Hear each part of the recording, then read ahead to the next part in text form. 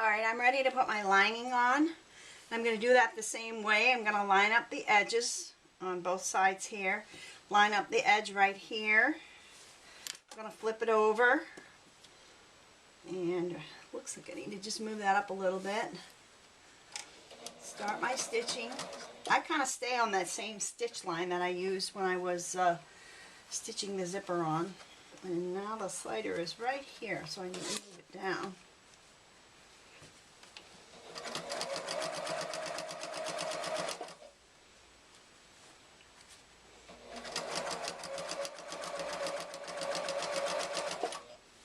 And now I need to move it back again. There we go.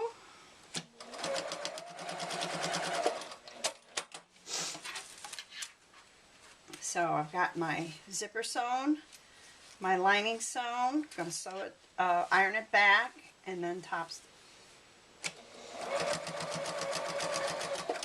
When you're doing this and choosing your thread color, I usually just try to match the outside.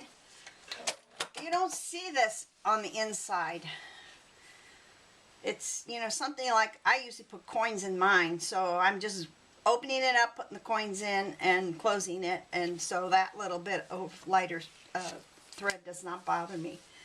Alright, now I'm going to be on to my last piece for the outside. Again, lining up the edges here, lining up the edge here, flip it over so I can see what I'm doing.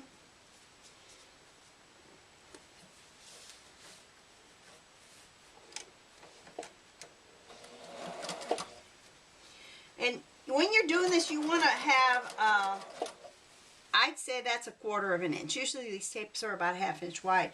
So about halfway away from the zipper. You want to have some distance from the actual zipper coil for your seam line, because that is a pain in the neck if you're trying to unzip a wallet and the zipper is catching on the fabric. So, you know, give yourself enough room so you see pretty much of your zipper. That's why getting pretty colors and things that match or things that contrast, to me, I think that really adds to the beauty of the NCW. When I look on the Facebook page and I see how many ideas people have and how they've created and how they've made it so unique by using the different fabrics, that's the part of this whole project that really gets me excited and why I believe it's addictive, because you make one and you think, oh, well, that's cool, but let me see what I can do if I do it a different way. And then you have to make another, and then pretty soon you're making your 50th or your 100th or your 200th or whatever. And you just keep on making them because they are fun to make, they are addictive, and really, they're very functional. Oops, I forgot to move my zipper slider, and see what happened? My stitch line went off. So I don't really need to even rip that, I just need to move it and sew it over that. My mistake. There we go, we fixed it, no biggie. Okay. Alright, last thing, pull it back, pull this back, press it.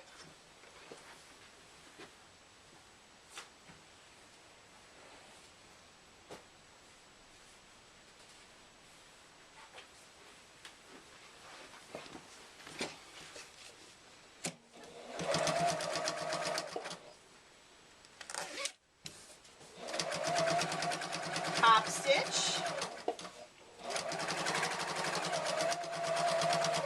Okay, now my zippers are in and my pockets are made, and now I'm ready to finish this off. But before I do that, I need to sew my Velcro on, my other piece of Velcro. Well, I gotta go cut myself a new piece because I lost that piece. All right, I'm gonna take that pin out.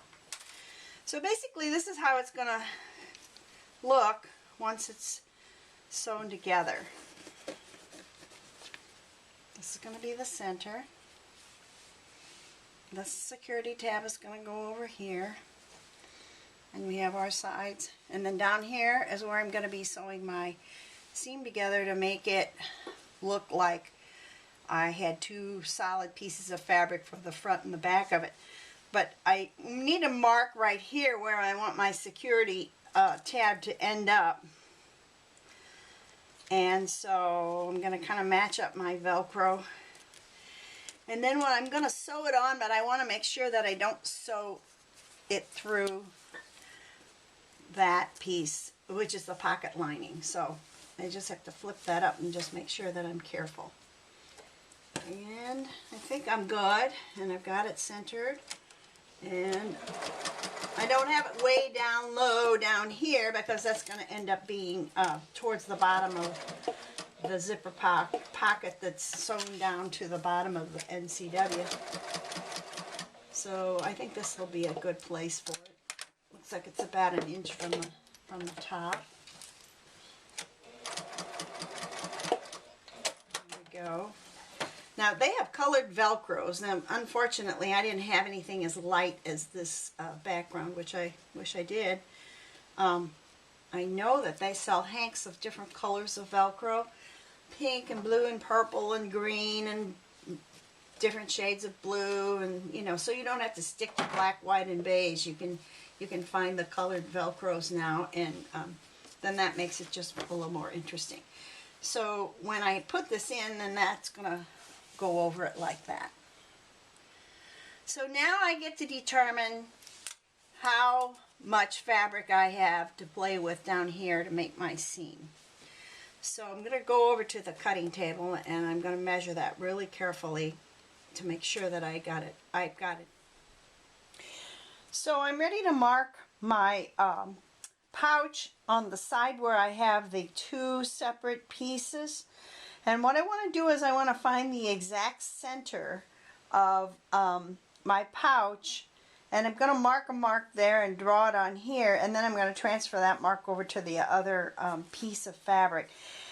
So it is 7 1/4 right now from the zipper tape to the zipper tape, and that's pretty good. If I want to just measure the fabric, it's about 7 inches, so I can kind of move it off, and then that makes it a little easier. So here's my 3 1/2 inch mark right here, which would be the center, and that would be where I would want to put my seam on this fabric. Now you can see that that's more than a seam allowance, or a 1/4 inch seam allowance. It's about a 1/2 inch. So that's why I added that extra 1/4 inch when I cut this, so that I would make sure that I had enough fabric.